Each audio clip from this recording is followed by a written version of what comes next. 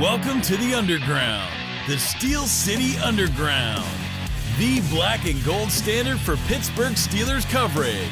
Now, here's your host, Joe Kuzma and Brian E. Roach. Hello, everyone, and welcome to another edition of the Steel City Underground podcast. My name is Joe Kuzma, joined here by my good colleague, buddy, and pal of one, Mr. Brian E. Roach. We are very close to football. Somewhat football, Brian. Are you excited? How you doing, my friend?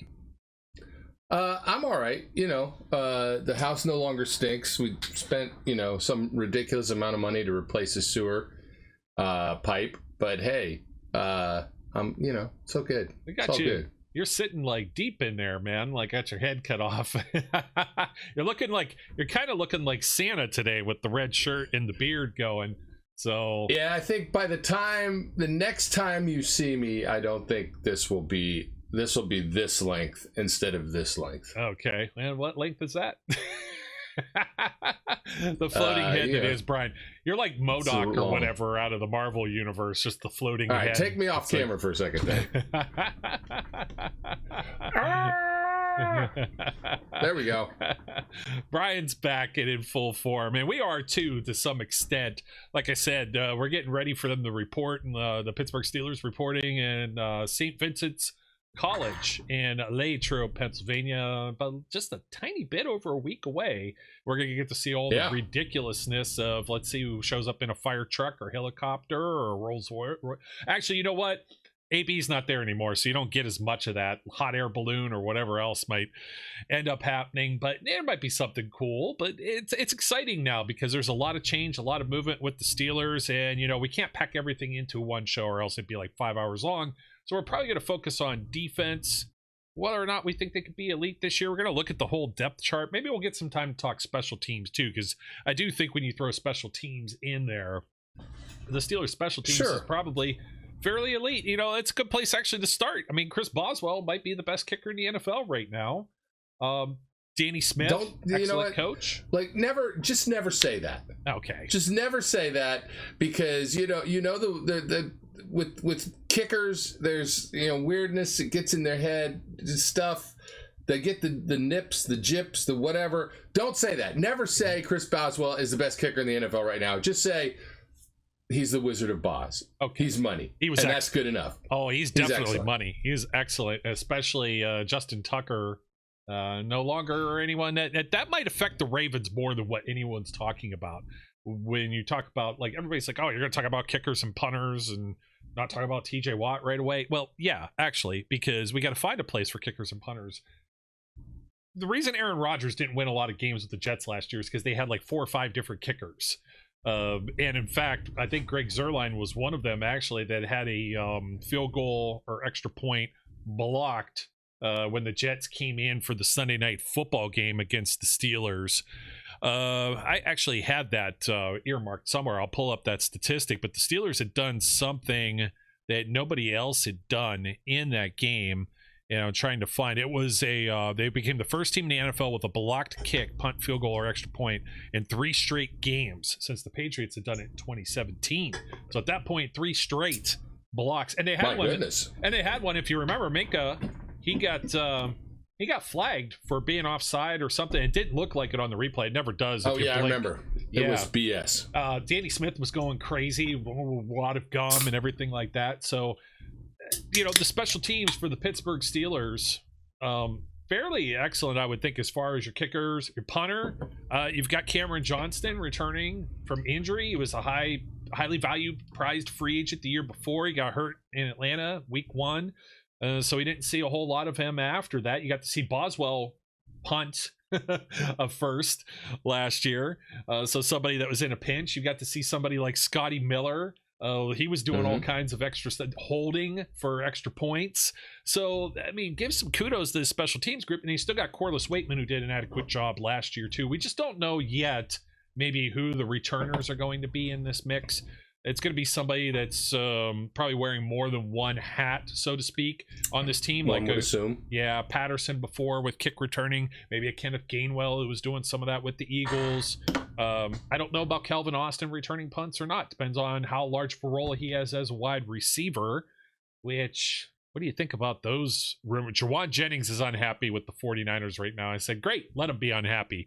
There's so many people are just like, oh, the Steelers are rumored again. And I'm just like, they don't need to trade for somebody who has, they don't need another highly priced George Pickens type player, so to speak. And I know some people no, they don't. less about Jennings, but yeah, I'm not on the Jennings train, so to speak. So that kind of, I think, other than that, and you've got long snapper. They signed a gentleman from New England, who'll at least be in camp with Christian Kuntz, who's been with the Steelers for a few seasons now. So I think that pretty much wraps up the special teams, because a lot of guys we're talking about on defense are going to be playing special teams. There's a few offensive players, but not a plethora of them, kind of like Connor Hayward or somebody like that. Should he make the team, he'll have to really ply his craft there. So that leads us to the elephant in the room. What do you think about the TJ Watt? Do you think it's just trade rumors, noise? Do you think the agent, do you think the team, somebody put it out there that, we could send you packing or sniff around packing? Or you think who puts that stuff out there necessarily? I don't know that the Steelers, I think me and you kind of are on this agreement that they will probably get a deal done with Watt here as the team reports next week. It's going to be somewhere within the first week or two of camp, and there should be some news as to him inking a new deal. And we've heard that's could be a lot of money. And is it worth it for a player who's 30 years old? I know those are some of the questions getting kicked around. Well, I mean, there's so many things that are going to go into it. It depends on the length of the deal. It depends on the numbers. Obviously, if everything is circumspect, right? We only know what is being reported across any spectrum. We actually have no idea who's saying what, where the words are coming from, what the opinion of any of the parties involved really and truly is. I am sure TJ wants to get the title of highest paid non-quarterback back. I'm sure he does. But at the same time, I think he's also realistic enough to know his production over the last 2 years hasn't been what it was when he was perennially Defensive Player of the Year candidate. Not that he's still not that, but I mean, 11 and a half sacks last year. When he's hurt, he's just not the same guy. We've gone through it. There have been injury concerns that have cropped up, and he's aging. So do you pay that guy over $40 million a year? You certainly don't do it for 4 years. Not at this point. You're not going to try and keep him under contract until he's 35. At this point, you got to assume that everything we ever have seen from players who get hurt is that they continue to get hurt as they age, right? And so if TJ, if his body is and you've got the history with JJ too. I mean, his body started to break down. If the body's starting to break down, he can't do the same things, that they were able to do at one point, then, what are you going to do? I still believe strongly that they will get a deal done, but I am also keenly aware that if the sides remain far apart and it is very clear they're not going to bridge that gap, then this particular version of the Steelers front office will not hesitate to say, okay, fine. Doesn't matter who you are. If it's not gonna work, we'll put you someplace where it works for you, and we'll move on. Do I think that will happen? No, I don't think that will happen. Will I acknowledge that it is certainly a possibility? Yeah, it's not inconceivable. Well, to quote The Princess Bride, there's sporting news via Yahoo Sports up on the screen right now. Contract projection of $121 million, and this comes from a number of sources, including a gentleman with Bleacher Reports, I think, was doing one of these valuations. One of these more contract gurus, but the word on the street is that TJ Watt wants to be paid, be the highest paid non-quarterback in the NFL, which that title is currently held by Jamar Chase, wide receiver of the Cincinnati Bengals, as we all know, for better or worse. He's making 40 and a quarter or somewhere in the ballpark on average. This is 3 years with about 80 some million guaranteed is the projection. The Steelers will have an out to it. And one thing I agree with you on the injury and things with players getting old, but we've seen Steelers that seem to be ageless at certain points. We see some that haven't. Cam Hayward's ageless. He had a really bad groin injury. Are you kidding me? He shouldn't be playing the way he was playing last year after that. You would expect regression, and everybody was criticizing. And we know what this team's like when they don't have TJ Watt. Everyone's alluding to his brother, who is not the same person, but it's genetics, it's a common link. So you tend to go down that route, right? I think one of the things is like 5 years, a 5-year deal. Is he going to be like James Harrison and play until he's 40? I mean, there's another guy that played a lot, but James Harrison had a little bit of regression and then had a resurgence later on. I don't necessarily know that you should get rid of a TJ Watt, because you look at what the Steelers defense is like. And in the context of this show, if we're talking about being an elite defense, this is not an elite defense when TJ Watt isn't 100%. That's some of the concern about giving him a long-term deal. That's some of the concern about if there's going to be any injuries. There was the talk about his playoff stats last year and during the losing streak, and him basically playing with an injured foot, and he was still out there. But I pose you the question of this: what is more fearsome? Or it's more of like a true or false, maybe, Brian. It's like, okay, true or false? Do the Steelers win or lose? Do the Steelers win more games when TJ Watt's on the field? True. The Steelers defense is not the same when TJ Watt is not on the field, when he's sidelined. Also true. Even with a hurt TJ Watt, do defensive coordinators still have to game plan for TJ Watt? Yes, they do. That still helps or benefits an Alex Highsmith. Now, I know you're like, oh, well, Watt's hurt. Maybe you could do this or that. But the point is when Watt's not out there, or Watt's subpar, you can at least decoy him. Do you really have enough of a to go by from Nick Herbig to replace TJ Watt outright as a full-time starter? I don't know. And Herbig's been getting dinged. Alex Highsmith's been getting dinged. Alex Highsmith only had 6 sacks last year. I love Alex Highsmith. His dad's more likely to listen to this than Chris Boswell, so we don't have to worry about that, knock on wood. But his dad's a cool character too. But Alex has got a pretty big contract, and when you're looking at the edge rushers that you have in the future, you probably extend TJ. Maybe it's 3 years, and if Alex Highsmith doesn't have the production that he needs to have this season, you're probably looking at extending Nick Herbig next and moving on from Highsmith, and you're probably going to get about the same thing in value. Everybody thinks you're just going to get a first-round pick for TJ Watt. I don't know that's necessarily the case in a trade. You'd be lucky to get a third. Yeah. Are you giving up You're not bargaining from a position of strength, right? Everybody knows the reason you're doing it. You're not, it isn't, you're just not in a position of being able to make demands. If you try to move TJ right now, you have to move him to somebody who's willing to honor the contract demands that he clearly wants. So they're going to have to, fess up a chunk of change for TJ to make him happy. And in so doing, taking on that obligation, you're not getting first-round picks. You're not getting multiple picks. I think you're lucky. If you got a second-round pick, I think you've done well in the market as it stands, but I don't think you would. I think the best you could hope for is a third-round pick, and that's not value for a guy who's a future Hall of Famer at this point. That's why, yes, there's tons of speculation, and there is every time one of these guys has a contract negotiation that takes longer than we want it to take. It's always, well, he's going to get traded then. Well, they're so far apart. And then like 2 days later, they sign a deal, right?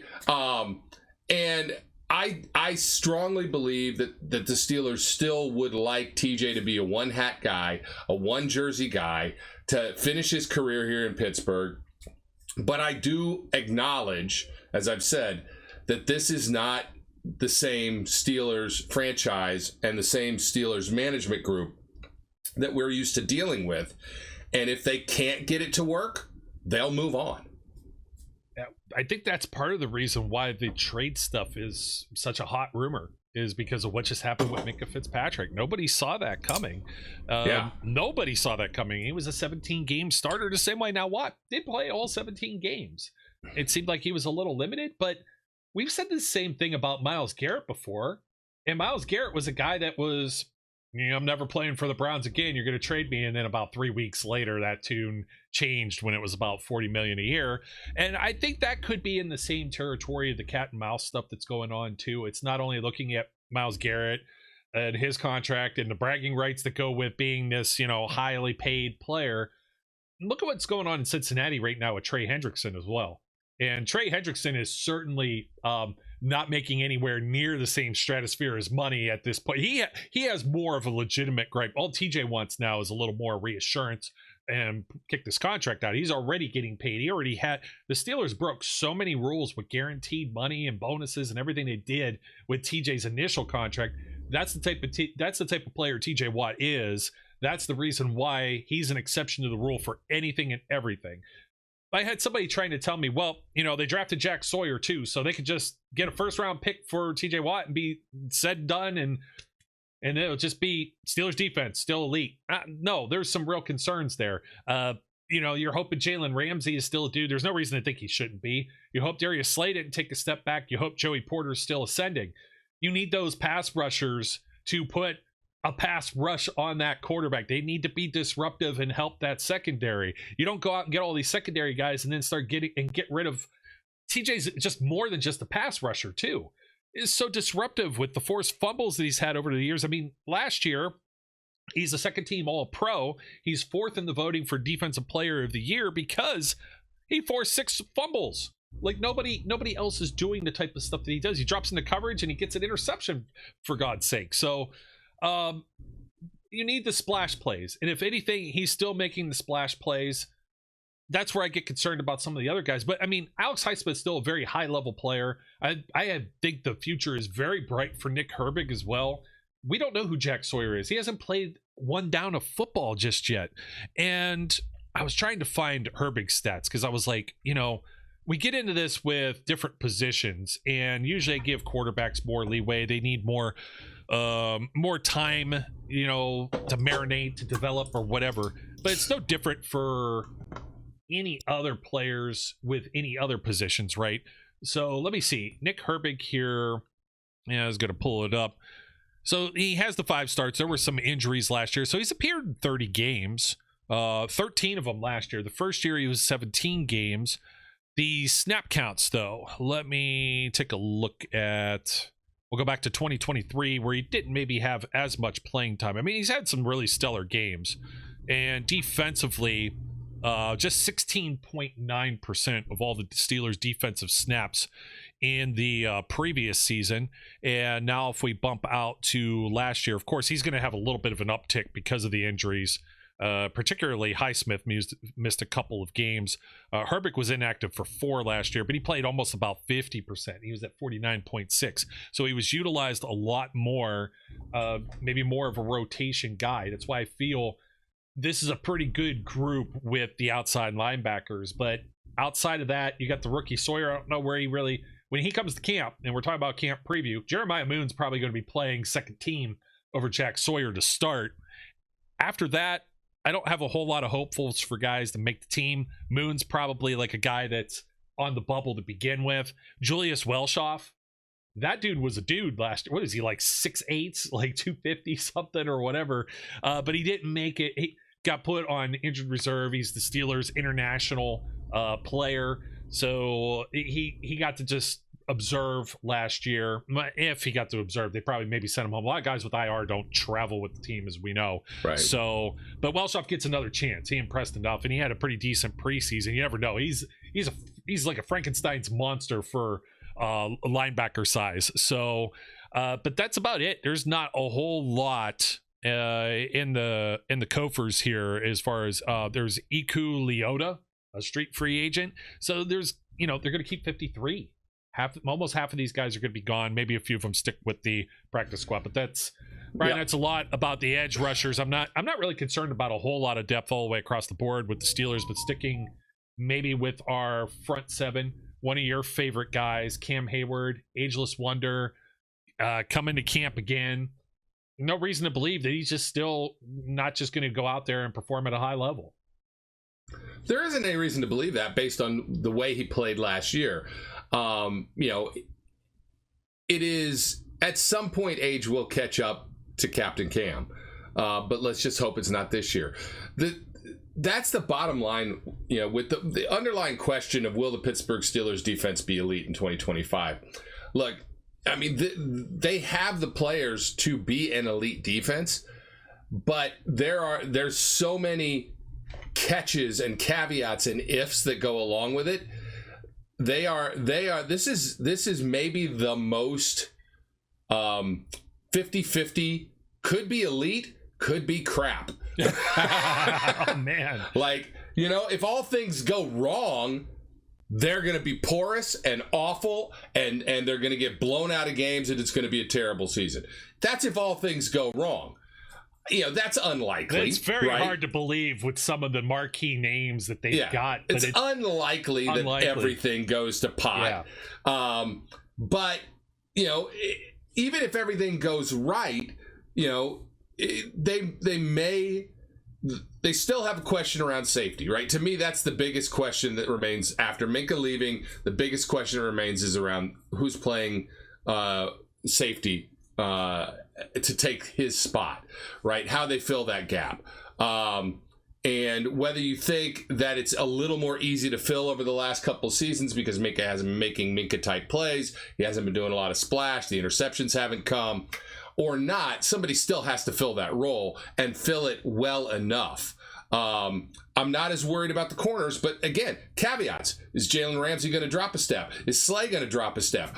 Is this the year that they're going to start to go over the edge because old man age has caught up with them? Is Joey going to continue to ascend? Is he going to be more handsy than he was last year? Or is he going to be less handsy? Is he going to learn and grow? The defensive backfield is the area that I still probably have the most concern with. The inside linebackers, I'm not really worried about at all. And then, to come back to the defensive line, look, you've got Black, you've got Keanu, you've got Cam, you've got Derek Harmon. Mm-hmm. So you've got a core there that you've got a lot of young guys who could make mistakes. You've got Cam to help rein them in and keep them focused. But you don't have the same kind of veteran depth that you had in years past, right? They're starting anew and building that next group. But I think it's an extremely talented group. So I'm real happy with that. I think the guys that they have to play defensive line, I think we're in good shape. Yeah, I'm excited about it. I'm excited about seeing Derek Harmon. You think he's a week one starter? I think he's pretty close. I think if they come out in traditional base 3-4, he starts. I think maybe Benton is going to be nose tackle. And then you put Harmon, although I could be surprised, but Harmon I think is a little lighter, or maybe appears to be a little lighter. Like Benton looks like he's got the junk in the trunk type of stocky body build of like a Javon Hargrave is what he reminds me of. But so does Y.A. Black. That'll be, I'm curious to see how he performs. Isaiah Loudermilk. You still have Logan Lee, who's, pretty much he missed a year. You have a lot of guys that missed time around across this roster all the way around. DeMarvin Leal is somebody who's kind of fallen from grace. You expected more from him as a third-round pick. I believe Dean Lowry, you got like somebody like Lowry still sticking around. Yeah, he's still on the roster. I'm like looking at it. It's like, well, let's see who's all on the defensive line. It's like number 91, Logan Lee, 92, Loudermilk. Mark Robinson's floating around here at 93. Then you got Lowry, Benton, Daniel Ekuale, Hayward, DeMarvin Leal, Derek Harmon. They take up like all those numbers in the late 90s, so it's really easy to find them on the roster. It's that's pretty slick. But I like the potential of the depth that's here. And like you said, there's not the veterans, but over the last few seasons, some of the veterans that they've had, even, you go a little deeper with like a Armani Watts or a Montravius Adams, or like they've tried to scrape the barrel in different ways. And now it's more of a youth movement. Absolutely. That they've, other than Hayward, obviously, but he has his own kind of fountain of youth. So I like where they're at. With the defensive line, it does have potential. Does it have potential to be any worse than it could have been, or has been, or the way we saw it during the losing streaks? I don't think so. I think it's built to face, Derrick Henry, for example. I think the defensive line is the one area that I think the potential for drop off is the smallest, right? Even if this is the year where Cam's performance started to dip, I think you have enough depth to recover from that. With Harmon, with Keanu Benton, with Black, and the other guys that you have. I think it's the youth movement. Yeah, they're going to make mistakes. There's going to be issues, but they'll grow and they'll be better by the end of the year than they are at the beginning of the year. But it's an area where I feel comfortable now. Maybe not so much, like I said, in years past, I was always a little worried because I just didn't think we were getting the production out of the defensive line. It felt like, Larry O was not really giving us what we needed out of him in that position. There weren't, just didn't seem the same. I think there's a potential for an uplift on the defensive line. Yeah, Ogunjobi was kind of disappointing at times for me. I was really excited, especially, post Stephon Tuitt retirement. I mean, they really had it going when Tuitt was and right out the gate, right out of football. He was just on fire, double-digit sacks, if not that last year or next to last year. There was some real highlight reel type stuff. And he was a young guy that we'd be talking about probably approaching his 30s right now, as opposed to maybe not even a Derek Harmon draft pick. You would still just have Tuitt and Hayward, and who knows what that might look like. So unfortunate. Excuse me. Linebackers, you started to get into the inside linebackers, but not entirely. Patrick Queen, highly prized free agent pickup last season. We'll see what the communication issues could have been too. There was a lot of that. If you remember last year, we were speculating. Was it Cam Sutton? Was it Minkah? The guys that weren't talking or weren't saying anything or weren't pointing fingers, and Minkah was one of the quiet ones, and maybe that's the reason he's shipped out of town. You don't see Sutton back either. So we'll see what Patrick Queen can do as a leader in this locker room. He's got some dudes next to him. Peyton Wilson, still learning, growing, just a machine, minus his ACL or whatever he's missing in his knee. Cole Holcomb, taking a reduced contract and coming back. I mean, that's huge. How many times has this team been burned where they're missing inside linebackers for a few games or an entirety of a season? Malik Harrison comes into this. I don't know that I have the highest thoughts of him actually seeing a lot of time on the field.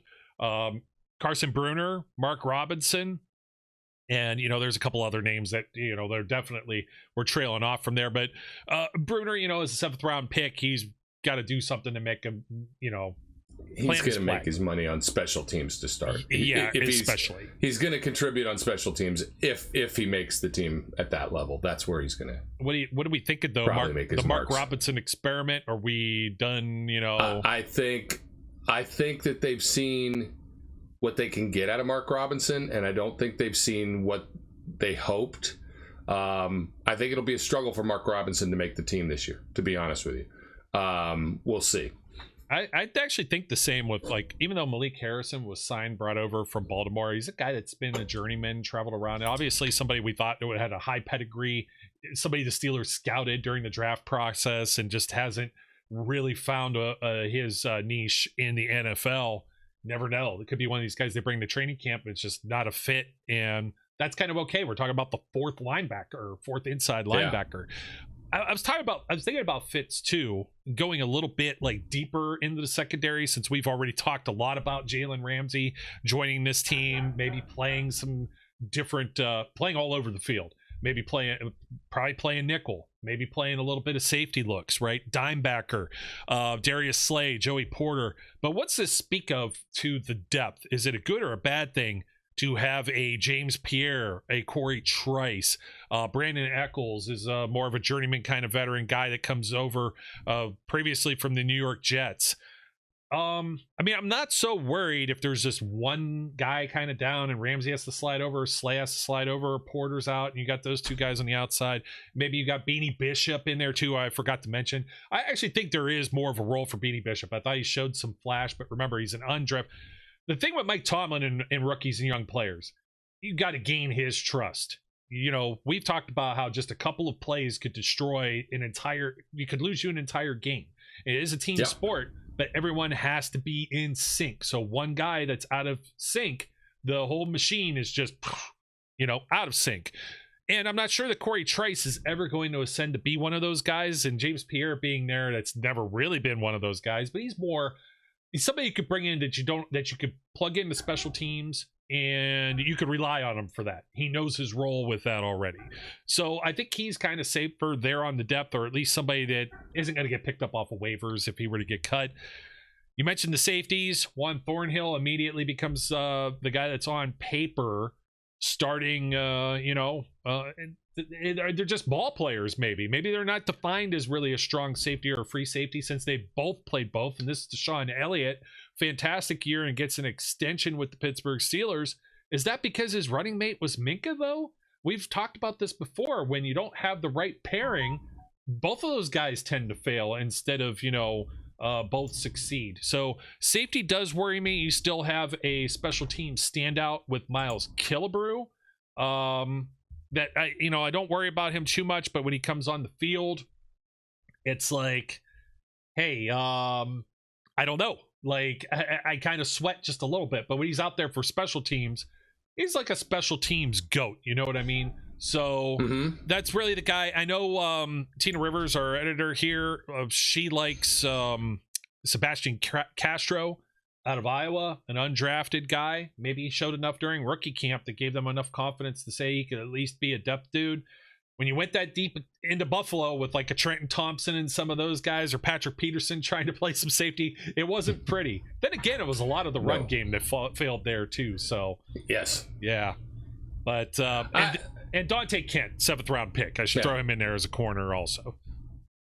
Yeah, like I think you've got one young guy in the secondary in Joey. Deshaun Elliott, I think, is a good pickup. What's his age? 27, 28? Who's that?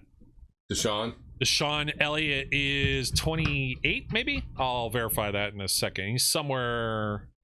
yeah, of course they give me his birth. Yeah, 28, 97. It's like... All right. So, here's a guy that... not on the younger side, but not on the older side. He's in the peak years of his career, which is fine.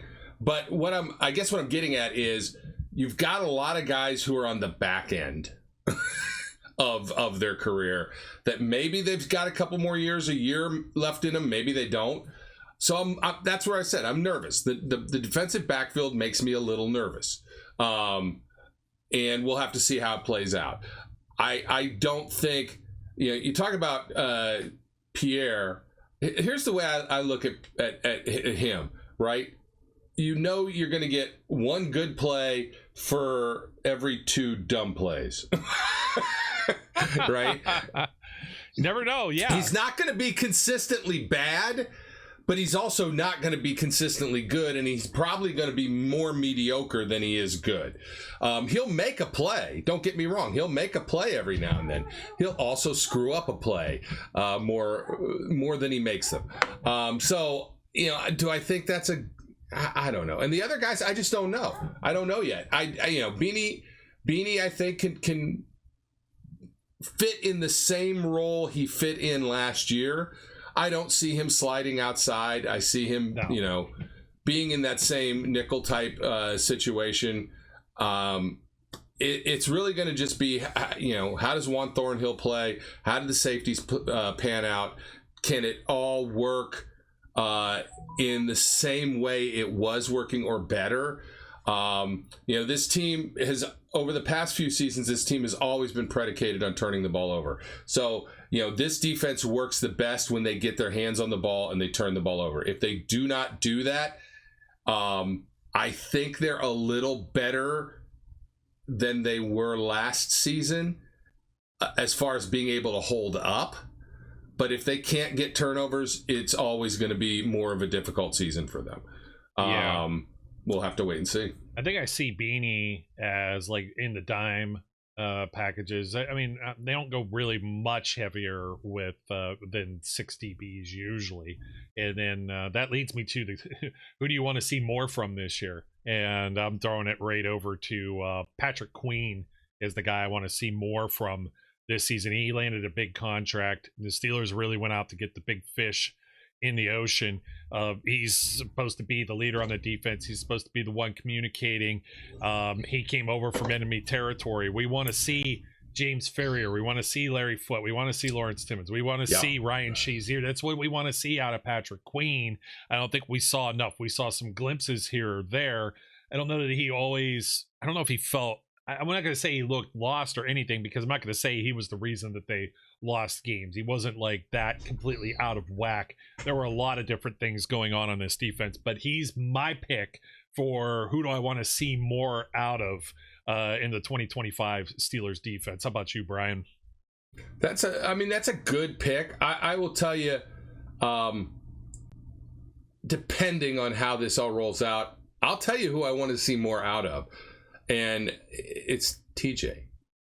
It's just TJ. I don't want another 11 and a half. So high. And the reason is that he has performed at such a high level. 11 and a half sacks for most people, you're like, whoa, that's good, great, nice season. 11 and a half sacks. It's not good enough. It's not good enough. I need TJ to be the game wrecker that he has been. And so I want to see. Here's what I really want to see. When it matters, I want to see TJ making a difference in a game, right? Not early in the season, but late in the season when the games are on the line. I want TJ making plays that make a difference in how the game turns out. That's what I want to see, because that's what I expect from him. And I'm just telling you, we haven't seen that in the last couple seasons. And it's very odd because, just 2 sacks, both against the Eagles in that loss, but over the last 5 games going through Cleveland, Philadelphia, Baltimore, Kansas City, and Cincinnati in the regular season, the other 4 games, no sacks. But then again, Steelers put up 30-some points on offense against the Raiders and the Jets without TJ getting to the quarterback too. Statistical anomalies, right? So, but I wouldn't say that you're necessarily wrong. If I had any second picks, Alex Highsmith, maybe Joey Porter. But does that mean Highsmith is is the defense will the defense be a top 5 defense, top 3 defense in the NFL? Top 5, I think I'd be very confident in saying top 5. Top 3, let's wait and see how this all gels and works together, because I mean, last season, September, they only gave up like 12 points or something through 3 games. Like, I'm a little facetious there. It was like 26 through the first 3, actually. They'd only given up 10, 6, and 10. So, but yeah, they're like beyond elite. They were stifling. And you look at some teams that did have stellar defenses like the New York Jets, and then the rest of it wasn't very complimentary, particularly special teams. So I think that can help aid the Steelers. They get a little more offense. Maybe they don't have all these 3 and outs. So, yep. Brian, any closing thoughts, my friend? We're that close to seeing Mr. Rogers trot out there on the field. But you get to see him throw the DK Metcalf, maybe. So, I'm just telling you, I'm really struggling with this. Yeah. I'm really, really struggling with the Aaron Rodgers thing. I'm trying to work it out. I'll be on board by the time we get through training camp. I'll be on board when we're season. I'm just struggling with it. I don't want to be one of those fans that he's gonna, like, the minute he starts to screw up, I'm gonna turn on him. No, but he's the kind of guy I might do it on. Well, and I really tried, in fairness, not to do that with Trubisky, but I had a very I was very honed in on this was not going to be the answer, and I wanted. Come on, Mitch Trubisky didn't have any elevation to him to begin with. You didn't expect jack out of Mitch Trubisky. You'd be surprised the people. But I'm just telling you, if this gets ugly early in the season, I'm going to be going put Will Howard in. Hey, I don't know that he's sniffing the field right away. I'd love to see Mason without. He should not be. People breathing down his neck. He should not be sniffing the field right away. Yeah. But I'm just telling you, if it's bad, right? Let's say we get blown out in the first 4 games, every game, right? We can't score more than 10 points a game. By game 5, I'm going to be like, I'm done with it. Put Will Howard in, see what he's got. Got the hey, guest. Yeah, the new dog. Yes. Yeah, hanging out. Here. Being real quiet. Come here. She's a good girl. Oh, there. Can't get her on camera. I can't quite get her. She's a little too small to fit. You might get her. There you go. You get the little tail running around. Little bonus content. But Brian, thanks for joining us, my friend. We were just about to close out. You almost made it without any just the one pop can or the one sparkling water. I'm sorry, I didn't want to insult you with the pop. So I don't care. I don't drink that crap. Depends what it is, man. I could do some of the zero sugars, but you weren't on the last show. But I had asked folks about flavor coffee. What's your go-to coffee? A lot of good comments, so keep them coming. Well, maybe we could do it with the pop or your favorite canned beverage, non-alcoholic canned beverage. We'll put it that way. And that's inclusive of your sparkling water. So yes, I can be involved in that conversation. Well, folks, that'll do it for us for this show. We'll come back maybe next week, maybe solo, maybe with Brian. I know he's got some vacation plans coming up, but we're gonna do our other half of the training camp preview with the Pittsburgh Steelers offense.